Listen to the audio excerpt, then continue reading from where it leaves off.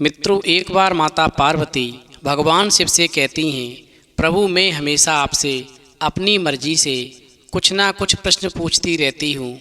आज मैं ये चाहती हूँ कि आप अपनी मर्जी से मुझे कोई ज्ञान की ऐसी बात बताएं जिससे गरीब लोगों का कल्याण हो जाता है, भिखारी राजा बन जाता है, दुख नष्ट हो जाते हैं, लक्ष्मी घर में दौड़ी चली जाती हैं। फिर भगवान शिव कहते हैं, पार्वती आज मैं तुम्हें एक ऐसी कहानी सुनाता हूँ जिस कहानी से तुम्हें एक ऐसी ज्ञान की बात प्राप्त होगी जो गरीब से गरीब इंसान को भी राजा बना देती है और लक्ष्मी की उस पर हमेशा कृपा बनी रहती है। फिर माता पार्वती कहती हैं, ठीक है प्रभु, आप कहानी सुनाओ, मैं कहानी को पूरे मन से सुनूंगी। तो मित्रों, कहानी शुरू करने से पहले मेरा आप सभी से अनुरोध है कि आप हमारी कहानी में खो जाएं। उससे पहले हमारे चैनल को सब्सक्राइब करके बेल आइकन अवश्य दबा लें, जिससे हमारी हर वीडियो का नोटिफिकेशन सबसे पहले आप तक पहुंच सके और आप हमारी हर वीडियो से प्राप्त ज्ञान का अपने जीवन में लाभ उठा सकें। तो आइए कहानी शुरू करते हैं। भगवान शिव कहते हैं, पार्वती प्राचीन समय की बात है। एक नगर में एक गरीब चरवाहा रहता था। चरवाहा इतना गरीब था कि अपना और अपनी पत्नी का पेट भी ठीक से नहीं भर पाता था, ठीक से कपड़े भी नहीं पहन पाता था। वहीं उसी नगर में एक अहंकारी सेठ रहता था जो उस गरीब चरवाहा को हमेशा प्रताड़ित करता रहता था। एक दिन उस अहंकारी सेठ की नीयत बिगड़ गई और गरीब चरवाहे की पत्नी के साथ में रात गुजारने की सोचने लगा। चूँकि चरवाहा गरीब था लेकिन उसकी पत्नी बहुत सुंदर थी और फिर उस अहंकारी सेठ ने उस चरवाहे की पत्नी को पाने के लिए उस चरवाहे को मरवाने की एक योजना बनाई। उधर उस योजना की जानकारी उस गरीब चरवाहे की पत्नी को लग गई। फिर चरवाहे की पत्नी उदास मन से जंगल में ऐसे व्यक्ति की तलाश में निकल पड़ी जो सेठ को समझा सके और उसके पति चरवाहे की जान बचा सके। भगवान शिव कहते हैं, पार्वती इस प्रकार चरवाहे की पत्नी की मुलाकात जंगल में एक साधु से हो जाती है जो भगवान विष्णु के भक्त थे। और फिर साधु ने चरवाहे की पत्नी को बताया कि आज देवउठनी एकादशी है और मेरे आश्रम में एक तुलसी का पौधा लगा है। तुम तुलसी का पूजन करके उस पर एक चीज़ चढ़ा दो। तुलसी माँ तुम्हारी सारी मनोकामना पूरी कर देंगी और सारे तुम्हारे दुख दूर हो जाएंगे। वहीं माता पार्वती कहती हैं, प्रभु वो कौन सी चीज़ थी जो तुलसी पर चढ़ाई थी? तो भगवान शिव कहते हैं, पार्वती तुलसी पर कौन सी चीज़ चढ़ाई थी और किस प्रकार से पूजन किया था, ये सारी बातें तो तुम्हें कहानी के अंत में मालूम पड़ेंगी। पहले कहानी को पूरा सुनो। भगवान शिव कहते हैं, पार्वती इस प्रकार चरवाहे की पत्नी ने विधि विधान से देवउठनी एकादशी को उन्हीं साधु के आश्रम में तुलसी की विधि विधान से पूजा की और फिर साधु के द्वारा देवउठनी एकादशी व्रत की कथा सुनी। फिर माता पार्वती ने भगवान शिव से कहा, प्रभु साधु ने चरवाहे की पत्नी को कौन सी कथा सुनाई, मुझे भी सुनाने की कृपा करें। तो भगवान शिव कहते हैं, ठीक है पार्वती, मैं तुम्हें वो भी कथा सुनाता हूँ जो साधु ने चरवाहे की पत्नी को सुनाई थी। और बिना इस कथा को सुने एकादशी व्रत पूरा नहीं होता और तुलसी की कृपा नहीं होती। भगवान शिव कहते हैं, पार्वती साधु ने उस चरवाहे की पत्नी को जो कथा सुनाई थी वो कथा इस प्रकार है। एक राजा था, उसके राज्य में प्रजा सुखी थी। एकादशी को कोई भी अन्न नहीं बेचता था, सभी फलाहार करते थे। एक बार भगवान ने राजा की परीक्षा लेनी चाहिए तो भगवान ने एक सुंदरी का रूप धारण किया और सड़क पर बैठ गए। तभी राजा उधर से निकला और सुंदरी को देख करके चकित रह गया। वहीं उसने पूछा, हे सुंदरी तुम कौन हो और इस तरह यहाँ पर क्यों बैठी हो? तब सुंदर स्त्री बने भगवान बोले, मैं निराश्रता हूँ, नगर में मेरा कोई जाना पहचाना नहीं है, किससे सहायता मांगूं? और फिर सुंदरी की बात सुनते ही राजा उसके रूप पर मोहित हो गया। वहीं राजा बोला, हे सुंदरी तुम मेरे महल में चलकर मेरी रानी बनकर रहो। तो सुंदरी बोली, मैं तुम्हारी बात तो मानूंगी पर तुम्हें राज्य का अधिकार मुझे सौंपना होगा, यानी राज्य पर मेरा पूर्ण अधिकार होगा। मैं जो भी बनाऊंगी वो तुम्हें खाना होगा। वहीं राजा उस सुंदरी के रूप पर इतना मोहित था कि उसकी सभी शर्तें स्वीकार कर लीं। वहीं अगले दिन एकादशी थी। रानी ने हुक्म दिया कि बाजारों में अन्य दिनों की तरह अन्न बेचा जाए और फिर उसने घर में मांस मछली आदि पकवाए और परोस कर के राजा से खाने के लिए कहा। और फिर ऐसा भोजन देख कर के राजा कहने लगा, हे रानी आज एकादशी है, मैं तो केवल फलाहार ही करूँगा, तब रानी ने शर्त की याद दिलाई और बोली, या तो खाना खाओ, नहीं तो मैं बड़े राजकुमार का सिर काट दूंगी।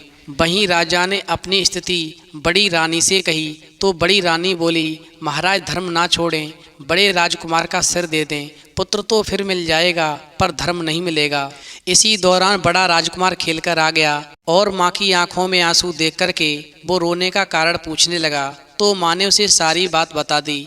इस प्रकार माँ की बात सुनने के बाद में बड़ा राजकुमार बोला, मैं सिर देने को तैयार हूँ, पिताजी के धर्म की रक्षा होगी और जरूर होगी, आप चिंता न करें। उधर राजा दुखी मन से राजकुमार का सिर देने को तैयार हुआ तो रानी के रूप में भगवान विष्णु ने प्रकट होकर के असली बात बताई कि राजन, तुम इस कठिन परीक्षा में पास हुए। फिर भगवान ने प्रसन्न मन से राजा से वरदान मांगने को कहा तो राजा बोला, हे प्रभु, आपका दिया हुआ सब कुछ है, आप हमारा उद्धार करें। भगवान शिव कहते हैं, पार्वती, फिर भगवान विष्णु ने कहा, मैं तुमको वचन देता हूँ कि लक्ष्मी की कृपा तुम्हारे यहाँ पर सदैव बनी रहेगी, तुलसी की कृपा तुम्हारे घर पर हमेशा बनी रहेगी, जीवन में तुम्हें कभी भी कोई कष्ट नहीं होगा और एक दिन तुम्हें स्वर्ग की प्राप्ति होगी। अभी तुम इस पृथ्वी लोक पर रह कर के सुख भोगो। भगवान शिव कहते हैं, पार्वती, इस प्रकार जब चरावाहे की पत्नी ने अपना व्रत पूरा किया तो तुलसी पर एक चीज चढ़ाई और फिर वो चीज चढ़ाते ही वहाँ पर सोने की 2 सलाई प्रकट हुई और एक आवाज़ आई कि अपने पति से जाकर कह देना कि जब भी उसके प्राण संकट में हों तो वो केवल तुलसी का ध्यान लगाए। फिर ये दोनों सलाएं उसी समय पर उसके पास पहुंच करके उसका दुख दूर कर देंगी। इस प्रकार चरवाहे की पत्नी तुलसी को नमन करके अपने पति चरवाहे को जाकर सारी बात बताती है। उधर वो अहंकारी सेठ जो था चरवाहे को मरवाने के लिए एक 10 फुट गहरा गड्ढा खुदवाता है और उस गड्ढे में सोने की कुछ मोहरें रख देता है और फिर चरवाहे को बुलाकर कहता है, उस गड्ढे में कुछ सोने की मोहरें हैं जो मैं तुम्हें दान में देता हूँ, जाकर निकाल लो। उधर जैसे ही वो चरवाहा उस गड्ढे में झांका तो सेठ के लोगों ने उसको धक्का दे दिया और फिर वो उस गड्ढे में गिर पड़ा। फिर ऊपर से सबने मिलकर के उसके ऊपर मिट्टी डाल दी। भगवान शिव कहते हैं, पार्वती, इस प्रकार चरवाहे ने अपनी पत्नी के बताए अनुसार तुलसी को याद किया तो उसके पास में वो दोनों सोने की सलाई पहुंच गईं और उन सलाइयों की सहायता से चरवाहे ने बड़ी मेहनत से एक सुरंग खोद ली और वो बाहर निकल आया। लेकिन जब वो बाहर निकला तो एक ऐसी जगह पर निकला जहाँ के लोग आदमखोर थे। इस प्रकार चरवाहा जो था सारा दिन तो इधर से उधर घूमता रहा और फिर जब रात हो गई तो उसको किसी नगर में शरण ढूंढनी ही पड़ी। इस प्रकार वो शहर में एक दरवाजे पर पहुंचा और दरवाजा खटखटाया। वहीं घर के अंदर से स्त्री ने कहा, अंदर आ जाओ। वहीं अंदर आने पर उसे पता चला कि वो लोग तो आदमखोर हैं। वहीं उस स्त्री की एक लड़की भी थी। इधर चरवाहा ये सब देख करके डर गया। उसको पूरा विश्वास हो गया कि वो उस गड्ढे में से तो किसी तरह बच गया, परंतु अब वो इस घर से नहीं बच पाएगा। ये माँ बेटी दोनों मिलकर के उसे जिंदा खा जाएंगी। इस तरह वो चरवाहा बहुत घबरा गया और उसे रात भर नींद नहीं आई। वहीं सुबह नाश्ते में उन्होंने उसे खाने के लिए रोटी दी, पर जब चरवाहा रोटी खा रहा था तो उसने उस स्त्री को अपनी बेटी से ये कहते हुए सुना कि आज दोपहर के लिए अपने घर में बहुत बड़ा अच्छा खाना आ गया है। तुम एक काम करो, तुम इस चरवाहे के पास जाना और इसके बाल और नाखून काट देना और इसको ठीक से पका करके रखना। मैं अभी बाजार जा रही हूँ और अभी थोड़ी देर में लौट कर आती हूँ, फिर हम दोनों मिलकर के बड़े ही प्यार से इसका मांस खाएंगे। इस प्रकार स्त्री के चले जाने के बाद में उसकी लड़की आई और बोली, आओ तुम्हारे सिर के बाल साफ कर दूं और नाखून आदि भी काट दूं। वहीं चरवाहा बोला, पहले तुम अपना सिर मुड़वाओ, फिर मैं अपना सिर मुड़वाऊंगा। वहीं लड़की ने अपना सिर पहले मुड़वाया, बाद में चरवाहे ने मुड़वाया। फिर लड़की ने कहा, आओ मैं तुम्हारे नाखून काट दूं। वहीं चरवाहे ने फिर कहा, पहले तुम अपने नाखून कटवाओ, उसके बाद में मैं अपने नाखून कटवाऊंगा। इस प्रकार लड़की ने पहले अपने नाखून कटवाए, बाद में चरवाहे ने कटवाए। इसके बाद वो लड़की बोली, अच्छा अब जरा देखो कि पानी उबल गया कि नहीं। वहीं चरवाहा होशियार था तो वो कहने लगा कि तुम खुद जाकर देख लो कि पानी में उबाल आया है या नहीं। वहीं लड़की ने सोचा कि चलो कोई बात नहीं, मैं सबसे पहले पानी को देख लेती हूँ, उसके बाद में ये चरवाहा जाएगा और मैं इसको उस गर्म पानी में धकेल दूंगी और फिर मेरा काम पूरा हो जाएगा। और फिर ऐसा सोच कर के वो लड़की जो थी पानी देखने लगी। इतने में चरवाहे ने उस लड़की को पानी की तरफ धक्का दे दिया और वो उस उबलते पानी में गिर पड़ी। इस प्रकार चरवाहे ने उस लड़की को पकाया और उसकी माँ के लिए परस कर रख दिया। उधर उस स्त्री के आने से पहले उस चरवाहे ने उस लड़की के कपड़े पहन लिए और एक लड़की का रूप बना लिया और उसकी माँ के आने का इंतजार करने लगा। वहीं जब वो स्त्री बाजार से आई तो उसने अपनी लड़की से पूछा, क्या तुमने उस आदमी को पका लिया? वहीं चरवाहा लड़की की आवाज़ में बोला, हाँ माँ, मैंने पका लिया। वहीं उसने स्त्री को पहले उसकी बेटी का रसा परसा, फिर उसकी बाँह परसी और फिर बाँह देख कर के वो स्त्री चिल्लाने लगी, अरे ये बाँह तो मेरी लड़की की बाँह लगती है। लगता है तुमने मेरी लड़की को पकाकर मेरे सामने परसा है, मैं तुम्हें जीवित नहीं छोड़ूंगी। और फिर ऐसा सुनकर के चरवाहे ने लड़की की पोशाक उतार दी और पानी में पिसे हुए अलसी के बीज बिखेरता हुआ बाहर की तरफ भागता हुआ बोला, मैं वो ही चरवाहा हूँ जिसने एक माँ को उसकी बेटी खिला दी जो मुझे मरवाना चाहती थी। वहीं स्त्री गुस्से में भर कर के उस चरवाहे का पीछा करने लगी, उसके पीछे भागी, परंतु अलसी के बीजों पर फिसलकर गिर पड़ी। बड़ी कोशिश के बाद में वो कहीं उठ पाई, फिर उस चरवाहे के पीछे भागने लगी। वहीं चरवाहा भागते भागते एक ऐसी जगह पर पहुंच गया जहां कुछ लोग खुदाई कर रहे थे। उधर वो स्त्री पीछे पीछे भागी चली आ रही थी और फिर वो वहीं से चिल्लाई, इसको तुम पकड़ के रखना, इसे जाने मत देना। वहीं खुदाई करने वालों ने उस चरवाहे से पूछा कि ये स्त्री क्या कह रही है? तो चरवाहा बोला कि वो स्त्री कह रही है कि मैं उसका बेटा हूँ, मुझे हाथ मत लगाना। और फिर ऐसा कहकर के वो वहाँ से आगे भाग गया। वहीं भागते भागते वो एक खेत के पास में जा पहुँचा जहाँ पर कुछ आदमी दाल की पकी फसल काट रहे थे। वो स्त्री अभी भी चरवाहे के पीछे पीछे भागी आ रही थी और फिर वो उन आदमियों को देखकर चिल्लाने लगी कि तुम इसको पकड़ कर रखना, जाने मत देना। पर उन लोगों को भी इतनी दूर से उस स्त्री की बात सुनाई नहीं दी कि वो क्या कह रही है। वहीं वो आदमी जो दाल की फसल काट रहे थे वो चरवाहे से पूछने लगे कि ये स्त्री आखिर क्या कह रही है? तो चरवाहा बोला कि वो स्त्री कह रही है कि मैं उसका बेटा हूँ, इसे हाथ भी मत लगाना।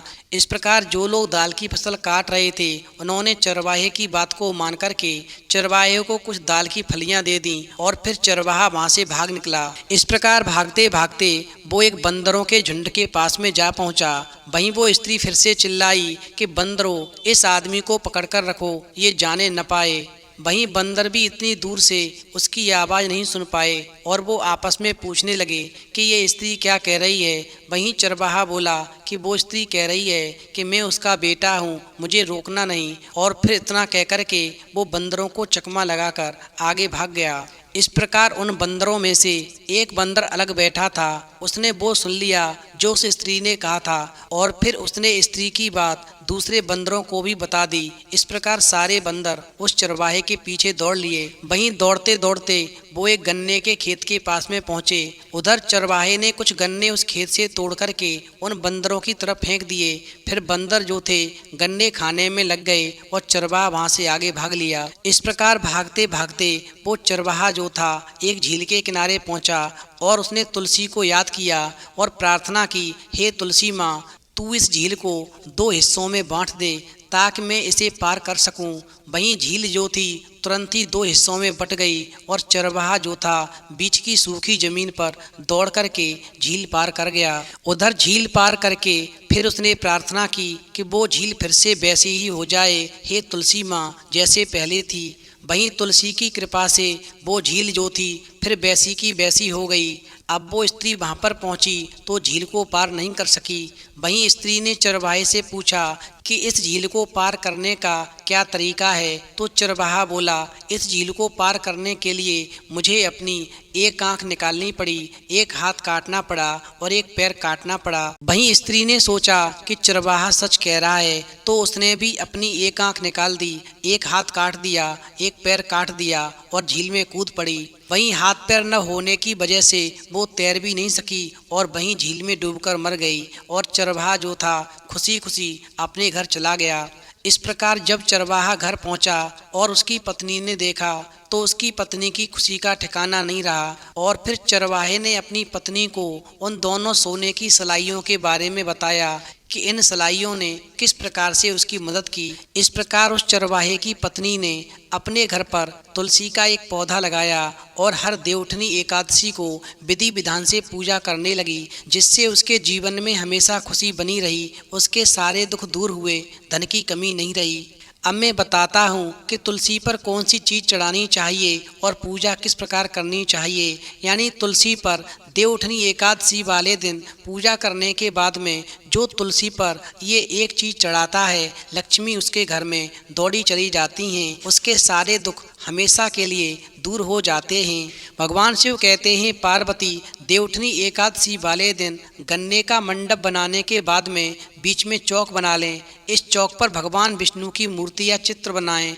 चौक के साथ श्री हरि चरण बनाएं। इसके बाद भगवान को गन्ना सिंगाड़ा, फल और मिठाई अर्पित करें। सारी रात घी का दीपक जलाएं। भोर में भगवान के चरणों की विधिवत पूजा करें। फिर भगवान के चरणों को स्पर्श करके उन्हें जगाएं। इस दिन उपवास करके रात में सोए हुए भगवान के गीत आदि मांगलिक उत्सवों द्वारा उन्हें जगाएं। वहीं शास्त्रों में वर्णित मंत्रों और घंटों की मधुर ध्वनि के द्वारा भगवान को जगाना चाहिए। सायंकाल में पूजा स्थल को साफ सुथरा कर लें। चूना व गेरू से श्री हरि के जागरण के स्वागत में रंगोली बनाएं और घी के 11 दीपक देवताओं के निमित्त जरूर जलाएं। इस प्रकार भोग में फल, केला, आंवला, अनार, सिंघाड़ा, सेब तथा पीले मिष्टान के साथ में खीर का भोग प्रसाद में अवश्य लगाना चाहिए। अब मैं तुम्हें बताता हूँ कि पूजा करने के बाद में तुलसी पर कौन सी चीज़ चढ़ाने से दुख दूर हो जाते हैं, लक्ष्मी दौड़ी चली आती हैं। तो वो है कच्चा दूध। यानी जो देवउठी एकादशी वाले दिन तुलसी पर गाय का कच्चा दूध चढ़ाता है, तो कच्चा दूध चढ़ाने मात्र से ही लक्ष्मी ऐसे व्यक्ति के घर दौड़ी चली जाती हैं और जीवन भर धन की वर्षा करती हैं। वहीं अंत में कहानी सुनने के बाद में माता पार्वती कहती हैं, प्रभु आज की कहानी सुनकर के मेरा मन प्रफुल्लित हो गया। तो मित्रों, यदि आपको भी कहानी पसंद आई हो तो प्लीज़ आप हमारे चैनल को सब्सक्राइब करें और भगवान शिव और पार्वती के लिए एक लाइक करना बिल्कुल न भूलें।